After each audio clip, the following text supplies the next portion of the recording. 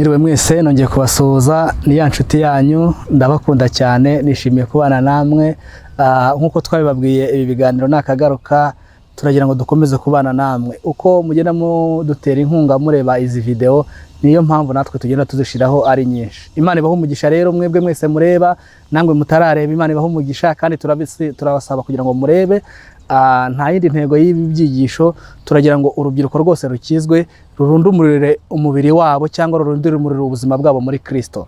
Amazina yanjye nk'ibisanzwe nitwa Pastor Ndayisenga Trésor nkorera umurimo w'Imana muri Hope ni Jesus. Nkaba nubatse mfite umudamu umwe ndashimira Imana rero kuko mukomeje kubana nanjye. Aka kanya rero tugiye kuganira ku cyigisho cyiza cyane cyitwa kubabarira. Imana ibaho umugisha ko tugiye kubana. Reka dusome mu izina rya Yesu. Yesu ashimwe. Umutwe w'amagambo tugiye kuganiraho tugiye kuganira ku mutwe w'amagambo uvuga kubabarira. Ese umuntu ubabarira no umuntu umeze ute? Ese umuntu ubabarira no uteye ute? Ese imbabazi zihabwa umuntu umeze gute? Ese ninde ukwiriye guhabwa imbabazi ninde udakwiriye guhabwa imbabazi? Ndagira ngo iki cyigisho tukiganire twitonze turebe umuntu ukwiriye kubabarira n'ukwiriye kubabarirwa. Imana ibaho umugisha. Reka dusome ijambo ry'Imana twumve icyo Bibiliya bivugaho ku mbabazi hanyuma tubashe gukora nkuko bikwiriye. Reka dusome mu izina rya Yesu. Turasoma muri Mariko ibice 11 umurongo wa 25. Mariko ibice 11 umurongo wa 15. Dusome mu izina rya Yesu. Haranditse ngo kandi nimuhagarara musenga hakaba hari umuntu wabagiriye nabi mumubabarire kugira ngo so mu ijuru nawe abababarire ibyaha byanyu. Amen. Reka twongere dusubiremo. Ndavuga ngo kandi nimuhagarara musenga hakaba hari umuntu wagiriye nabi mumubabarire kugira ngo so mu ijuru nawe abababarire ibyaha byanyu. Amen. Tutarava aho ngaho ndagira ngo neza twumvira ijambo riboneka muri Mariko ibice 11 umurongo wa 25. Haratubwira ngo kandi niduhagarara dusenga ngo tukibuka ko hari umuntu watugiriye nabi ngo tumubabarire ngo nibwo so wo mu ijuru nawe azagera gute azatubabarira. Imbabazi zimeze gute? Ndagira ngo nkubwire ngo imbabazi nta muntu numwe utemerewe guhabwa imbabazi. Nta muntu numwe ukora icyaha udakwiriye kubabarira. Kristo ikintu cyamuzanye ku isi yaje kuducungura no kutubabarira ibyaha byacu kuko Kristo yaje kuducungura tutamuzi. Ndagira ngo mbibutse ko Kristo yaje kuducungura tutamuzi tutamukunda tutanabishaka ariko kubw'urukundo rwinshi n'imbabazi nyinshi yari afite. Yesu ashimwe. Aza kuducungura no kutubabarira. Ndagira ngo mwene data wo nkurikiye ubashe kumva imbabazi cyari cyo. Imbabazi ntago ari inyungu z'umuntu ubabarirwa ahubwo imbabazi ni inyungu zawo ubabarira. Iyo ubashije kubabarira mwene so ni wowe uruhuka ku mutima ariko iyo utababariye ntago ubasha kuruhuka ku mutima. Ariko se mwene data muri aka kanya witeguye guhabwa imbabazi? Witeguye gutanga imbabazi? Reka dusenga Imana twifuza kugira ngo Imana igufashe muri iri jambo tubashe kubabarira tubashe no kubabarirwa. Imana ibaho umugisha. Mana turasenze mu izina rya Yesu. Ndakwinginze kugira ngo iri jambo ryaguke uryagure urigeze kure cyane. Ni ijambo risa nkaho ryoroshye ariko rigora kandi rigaterera rikavuna abantu mu mitima. Ndasenze kugira ngo mu izina rya Yesu ikitavuga Imana gikurweho ikivuga Imana aricyo dukomezanya nawe. Mu izina rya Yesu ndagushimiye ko bikoze. Amen. Ndagira ngo tuganire ku mbabazi. Iyo tuvuze kubabarira ni ijambo umuntu wese yumva ariko kugira ngo turishire mu bikorwa rigaterera rikavuna umutima wacu kugira ngo rigere mu bikorwa bikagorana cyane. Ariko imbabazi nicyo kintu gikomeye Yesu ashimwe kitunyuza mu irembo rifunganye ariko ritugeza mu ijuru. Umuntu utagira imbabazi nawe ntazazigirirwa. Ijambo ry'Imana ritubwira ngo hahirwa abanyembabazi kuko bazagira gute bazazigirirwa. Iyo umuntu agifite imbabazi nawe arazigirirwa ariko iyo umuntu adafite imbabazi ntago abasha kuzigirirwa. Yesu ashimwe. Mariko ibice 11 umurongo wa 25 niho havuga ngo hahirwa abanyembabazi kuko bazagira gute bazazigirirwa. Ni ukuvuga ngo hano muri Mariko aravuga ngo nuhagarara usenga ukibuka ko hari umuntu wakugiriye nabi ngo banze umubabarire. Ibintu byo gusenga ubihagarike, ibintu byo kubwiriza ubihagarike, ikintu cyose ugihagarike. Niwumva ko hari ikintu ufitanye urubanza na mwene so umubabarire ngo kugira ngo so mu ijuru nawe agira gute abashe kukubabarira. Ni ukuvuga ngo ikintu cyose ushobora kuba uri gukora nk'umukristo ukaba udafite imbabazi ndakwinginze ngo banze ubabarire kugira ngo nawe wababarire. yewe wowe utarakira Kristo nk'umwami n'umukiza mu buzima bwawe, ndakubwiye ngo ugire ingabire cyangwa ugire impano yo kubabarira kugira ngo Kristo abashe kubana nawe, kugira ngo Kristo abashe gukorana nawe, kugira ngo Kristo abashe gutanga imbabazi, kugira ngo Kristo aravuga ngo nimubasha kubabarira. Haleluya. Kristo yaratubabariye turi abanyabyaha, Kristo yaratubabariye turi abasambanyi, Kristo yaratubabariye turi abicanyi, Kristo yaratubabariye turi abajura, Kristo yaratubabariye turi abanyantege, Kristo yaratubabariye turi abanyamujinya, Kristo yaratubabariye turi abanyakamere nyinshi. Ariko Kristo aratubabarira, umaze kutubabarira aratubwira ngo natwe tubabarire. Muribuka Yesu ari ku gashyamba k'Igitsemane yarasenze aravuga ngo data ngo igikombe kindenge, ariko kubera imbabazi n'urukundo byinshi yari afite aravuga ngo bye kuba uko nshaka ngo ahubwo bibe uko wowe ushaka. Kuko Kristo yaragize ubwoba abonye imibabaro igiye kumucaho, aravuga ati imibabaro sinzayicamo, ariko aravuga ngo data umbabarire, kuko arangiza aravuga ngo iki gikombe kindenge, ariko aravuga ngo bye kuba uko ngewe nshaka, kuko ngewe nakwifuza ko kindenge imibabaro sinyicemo, ariko ngo bye kuba uko nshaka bibe uko ushaka. Arangira aravuga ngo Kristo ngo nsubize ngo cya cyubahiro nari mfite nkiri mu ijuru. Turashimira Imana ko Kristo yatubabariye. Niyo mpamvu rero nkwinginze kugira ngo nawe ubabarire. Iyo Kristo atubabariye biba bisaba ngo nawe ugire gute ubabarire. Hari ikintu gituma abantu batababarirana. Ikintu cya mbere gituma abantu batababarirana ni uburyarya. Iyo umuntu agusabye imbabazi ukamubara n'uburyarya se kanga ndakubabariye, ubwo ufite uburyarya. Ariko Kristo yaradusabye ngo ntitukagira uburyarya mu mbabazi, kuko iyo wanze kubabarira ukavuga ngo uyu muntu simwumva, uyu muntu simwakira neza, agatabo k'umugenzi niko kabyandika neza karavuga ngo ni indwara z'ubutumbe umuntu aba arwaye mu nda. Iyo utababarira mwene so, iyo utabarira umuntu ukavuga ngo uyu muntu simwiyumvamo, uyu muntu ngo yo yigisha simwumva, uyu muntu yo turi kumwe simwumva, ni indwara z'ubutumbu bufite. Ni ukuvuga ngo wa muntu uragenda ugashira imva ku mutima wawe, abantu ukabashyingura ku mutima, ukajya ugendana imva z'abantu ku mutima wawe. Mu by'ukuri ni wowe uvunika, ntago ari uwo muntu uvunika. Rero yari wowe uvunika, haleluya, ya uvunika ntago uba wakakiriye Kristo neza. Ariko ndakwinginze muri aka kanya kugira ngo ubabarire. Ushobora kuba warahuye n'ibintu mwene data bikubabaza, ushobora kuba warahuye n'ibikomere bikomeye cyane bikubabaza. Igikomere cya mbere, ushobora kuba warahuye n'igikomere cy'ababyeyi ugahura na papa wakagukomeretsa, ushobora kuba warahuye na mama wakagukomeretsa, abaturanyi bashobora kuba baragukomerekeje, aho ukora bashobora kuba baragukomerekeje, urusengero usengeramo rushobora kuba rwaragukomerekeje. Ariko muri aka kanya nkuzanira ijambo ry'ihumure, rikuvuga ngo bababarire, kuko nubababarira na Kristo azakubabarira. Muri iki gihugu cyacu cy'u Rwanda dufite ibintu by'ibikomere byinshi byagiye bidukomeretsa, hari ibintu byinshi byagiye bitambuka bigakomeretsa abantu. Ariko ndakwinginze kugira ngo wowe ubabarira umuntu. Ngewe nari nzi ko iyo umuntu aje akansaba imbabazi yarankoreye icyaha mbasha kumubabarira, ariko siko Bibiliya itubwiye. Ni ukuvuga ngo umuntu yaje kugusaba imbabazi ataje kugusaba imbabazi, wowe icyo usabwa ni ukumubabarira. Kuko Bibiliya itubwira ngo nuhagarara usenga ukibwa ko hari umuntu mufitanye ikibazo, haba uwakugiriye nabi cyangwa wowe wagiriye nabi, umubabarire. Iyo wuzuye urukundo n'imbabazi, Imana ibasha kugirira neza. Ndagira ngo mbibutse umugaragu w'Imana Stefano, umugaragu w'Imana Stefano yari ahamya Yesu, ngo barangije ngo baramwegera, ngo bamusohora ngo mu mudugudu, ngo bamutera amabuye, ngo mu gihe bari kumutera amabuye ngo yuzura umwuka wera, ngo arangije ngo arararama areba mu ijuru, ngo aravuga ngo mbonye isi, ngo mbonye ijuru rikinguka, ngo mbonye n'isi nshya. Ngo arangije ngo aravuga ngo mbonye Yesu ngo yicaye ngo ari mu gituza cy'Imana. Ngo arangije ngo aravuga ngo data ngo bababarire kuko batazi icyo bakora. Ni ukuvuga ngo Stefano yuzura umwuka wera bamutera amabuye, akavuga ngo aba bantu bababarire kuko batazi icyo bakora. Ngo bamugirira nabi, ngo aravuga ngo aba bantu bababarire kuko batazi icyo bakora. Ni ikindi niki kibishatse kuvuga, Stefano yari yuzuye urukundo rwinshi n'imbabazi nyinshi, bituma abasha kubabarira abamugiriraga nabi. Bakamutera ibuye ngo ngwiribuye baguteye nta kibazo, aravuga ngo bababarire, ngo kubera ko yarizuye urukundo n'imbabazi nyinshi, ngo yuzura umwuka wera, ngo biratumbagira. Ngo arangije ngo abone Imana, ngo abone isi nshya, ngo abona n'ijoro rishya. Haleluya. Ngo abamuteraga amabuye ngo babona ko Stefano yahindutse mu maso, ngo yuzuye umwuka wera. Ngo kubera guhamya imbabazi n'umwuka wera byinshi, aravuga ngo abanteye amabuye bababarire kuko batazi icyo bakora. Ngo Stefano ngo apfa yiringiye ajya mu ijoro. Nibwo Bibiliya itwereka umudiyakoni wa mbere wapfuye mu gihe cy'akarengane azize Kristo. Ni ukuvuga ngo kuba yaravuze ngo mubabarire, arangije ngo asabira abo bantu imbabazi bamuteraga amabuye. Bishatse kuvuga iki? Bishatse kuvuga ngo umuntu uwo ari we wese bidusaba kugira ngo tubabashe kubabarira, kugira ngo natwe tuzababarirwe. Abisiraheli bajyaga bakora iminsi 6, umunsi wa 7 bakaruhuka, bagakora imyaka 6, umwaka wa 7 bakaruhuka, bagakora imyaka 60, umwaka wa 70 bakaruhuka. Nta kindi Imana yababwiraga, yarababwiraga ngo uyu munsi ntihakagire umuntu uza mu iteraniro ryanjye afitanye ikibazo na mwene se. Arababwira ngo mwese, Yesu ashimwe, mujye musabana imbabazi kandi mwiyeze kugira ngo nimwinjira mu nzu yanjye mubashe kubabarirana.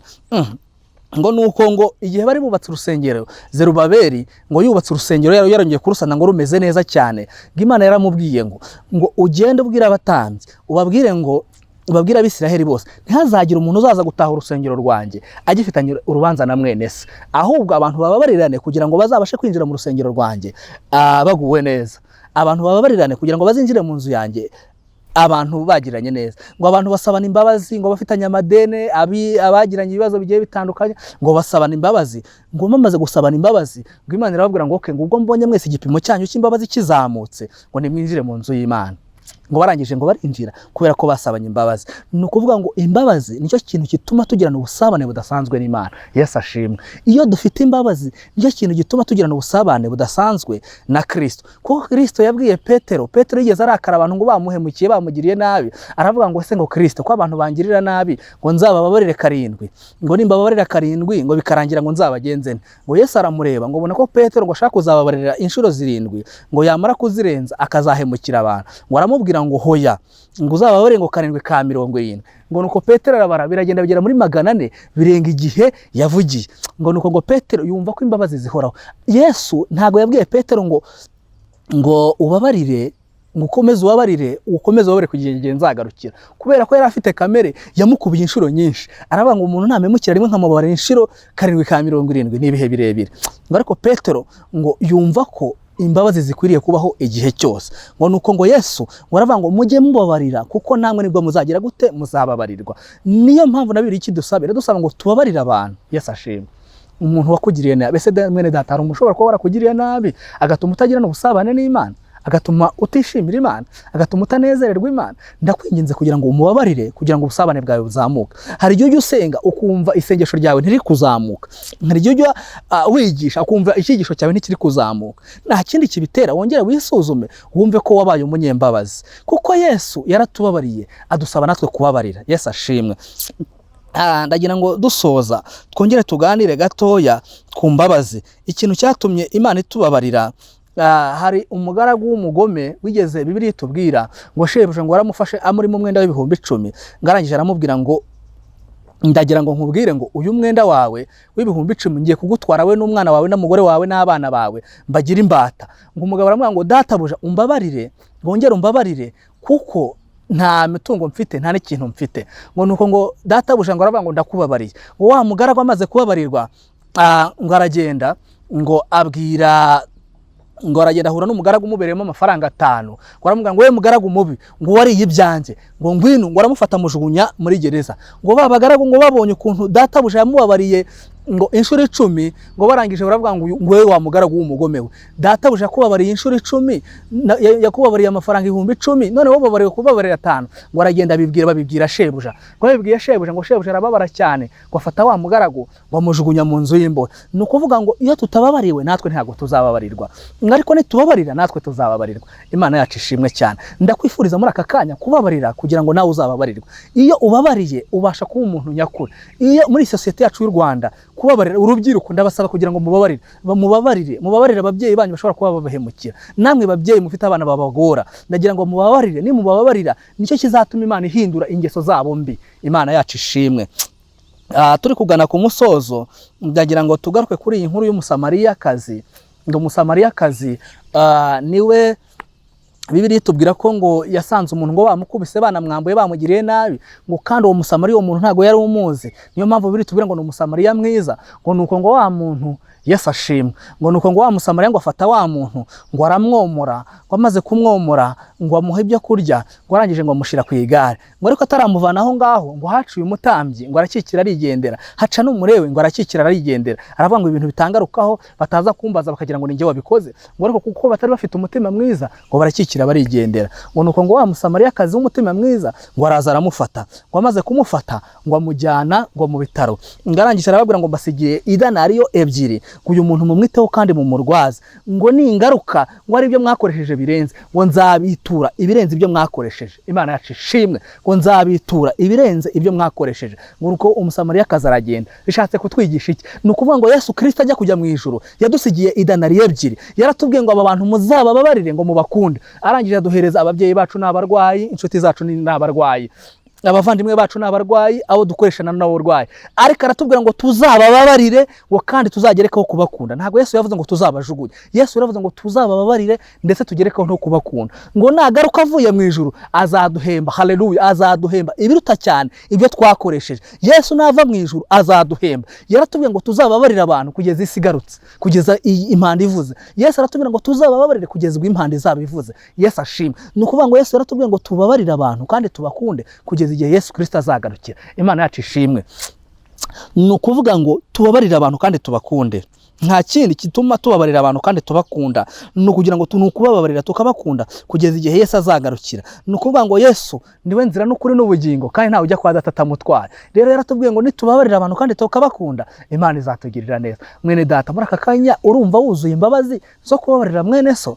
Muri aka kanya urumva wuzuye imbabazi zo kubabarira uwakugiriye nabi? Sinzi umuntu wakugiriye nabi uwo ari we, ariko se mwene data, aka kanya wamubabarira Imana ikakugirira neza? Aka kanya wamubabarira Imana ikagutabara? Ndakwingingira muri aka kanya kugira ngo umubabarire, kugira ngo nawe uzabashe kubabarirwa, kugira ngo ubashe kumenya ko imbabazi ari ikintu gikomeye. Ubanze wibuke ko natwe twababariwe. Yesu ashimwe. Twarababariwe, twakoze ibyango n'amaso y'Imana, ntitwashikira ubwiza bw'Imana, ariko Imana igira gute? Iratubabarira. Imaze kutubabarira, niyo mpamvu ijambo ry'Imana ritubwira ngo nubwo ibyaha byacu byatukura tukutuku, Imana irabyeza ikabigira nka sherenge. Nta kindi gipimo Imana yaduhaye, ahubwo Imana yaduhaye kugira iki? Imbabazi.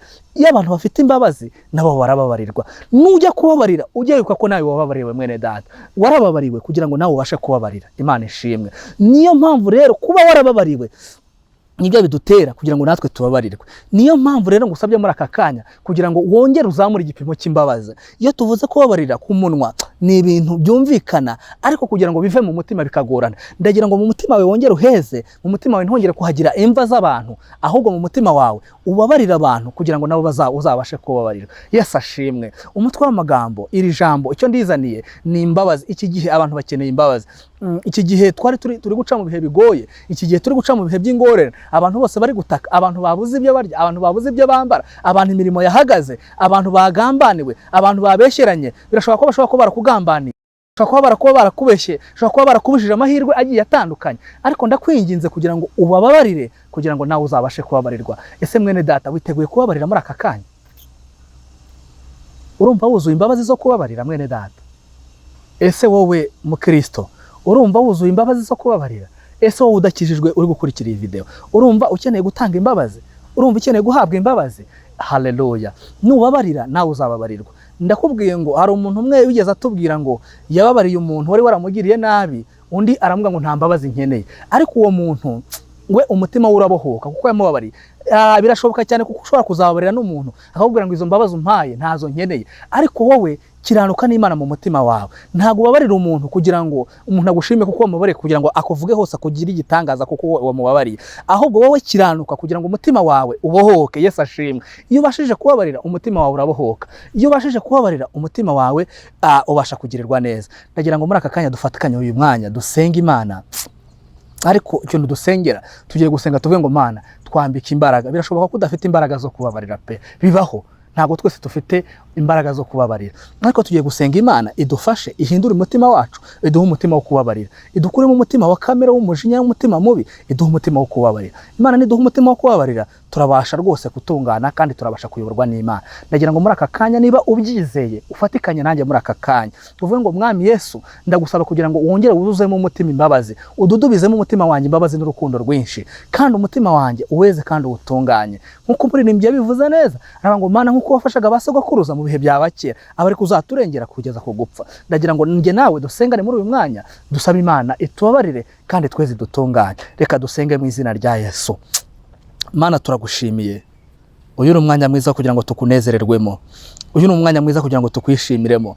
Ndasenze nsengeye uyu musore, nsengeye uyu mukobwa, nsengeye uyu mupapa, nsengeye uyu mumama, nsengeye uyu mukecuru, nsengeye uyu musaza. Ndakwinginze kugira ngo abantu nibababarirane, abantu nibabarirane hano mu Rwanda, abantu nibabarirane ku isi yose, abantu nibabarirane muri Afrika, abantu nibabarirane muri Aziya, abantu nibabarirane muri Amerika, abantu nibabarirane muri Canada, abantu nibabarirane muri Australia. Ndakwinginze ngo Mana manura imbaraga zawe kugira ngo abantu babashe kubabarirana, manura imbaraga zawe kugira ngo abantu babashe kugubwa neza. Mana nitubabarirana, kubabarira bitubwiye ko nitubabarira natwe tuzababarirwa. Turashaka kujya mu bwami bw'ijuru, kandi nta kindi kitugeza ni imbabazi n'urukundo rwinshi.